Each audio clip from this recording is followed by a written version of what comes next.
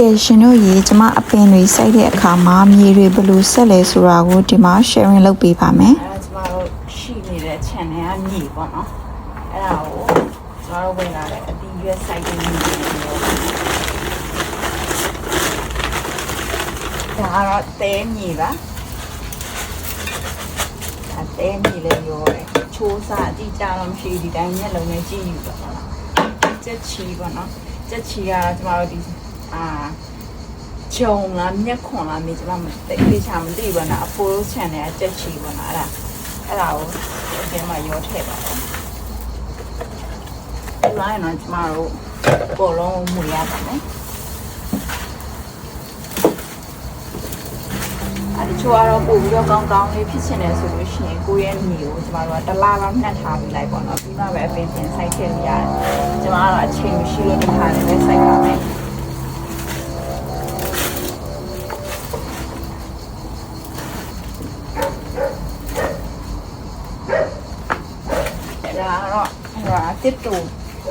တစ်ပိုင်းစလေးတွေပေါ့နော်ညီမဒီမှာဆိုလို့ရှိရင်အောက်မှာကျမတို့မပြောဥတွေခံချင်လဲခံလို့ရတယ်ရေတွေကိုကျမတို့အပင်လောင်တဲ့ခါမှာပုံမှန်မခံရအောင်လို့ပေါ့နော်ဒီမှာတော့မပြောဥတွေပါရင်မရှိဘူးဆိုတော့ကျမတို့ကတစ်စလေးတစ်ပိုင်းစလေးတွေကိုဒီအောက်ချိန်မှာခံတ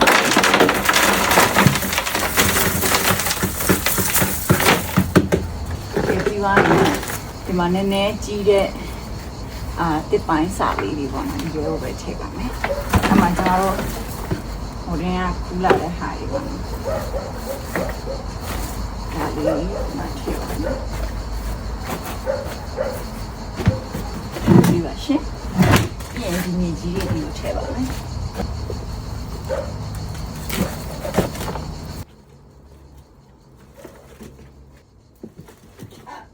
အဲ့တော့ကျမတို့ခုနဆက်ထားတဲ့မြေကြီးပေါ့နော်ဒီအောက်မှာအဲ့ဒါကိုအပေါ်ကနေဆိုင်ကနေဝယ်ခဲ့တဲ့မြေကိုအပေါ်ကနေပြန်ဖုံးလိုက်ပါတယ်ပြီးသွားလို့ရှိရင်တော့ကျမတို့ကိုစိုက်ချင်တဲ့အပင်ပေါ့နော်အဲ့ဒါထည့်ပါမယ်ပုံမှန်တော့အပင်တစ်မျိုးနဲ့တစ်မျိုးကတော့ကြိုက်တဲ့မြေတွေမတူဘူးဒါပေမဲ့အပင်အများစုကတော့ရေလောင်တော့မကြိုက်ဘူးပေါ့နော်အဲ့ဒါကြောင့်ကျမက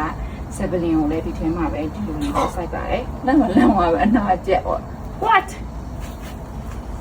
ဒီမှာ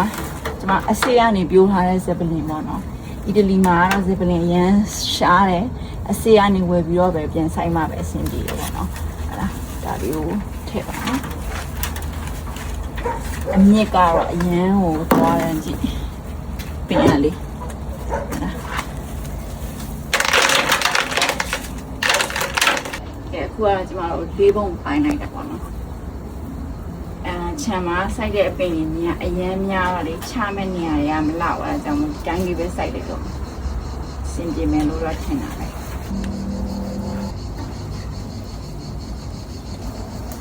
ဒီတမ်းမှလေကျမတို့ကမြေကြီးမဆက်ပင်နဲ့ဆိုင်ရဝယ်တဲ့မြေကြီးတစ်ခုပဲထည့်မယ်ဆိုရင်ဒီပုံကအရန်ကြီးတယ်မြေကြီးကကီလို20လောက်တူဝင်တယ်ပေါ့နော်အဲဆိုလို့ရှိရင်ကိုကရောပေးရတယ်မရောလို့ရှိရင်ကျမတို့မြေကြီးတွေအရင်ကောင်းသွားတော့ဆေးများတာပေါ့နော်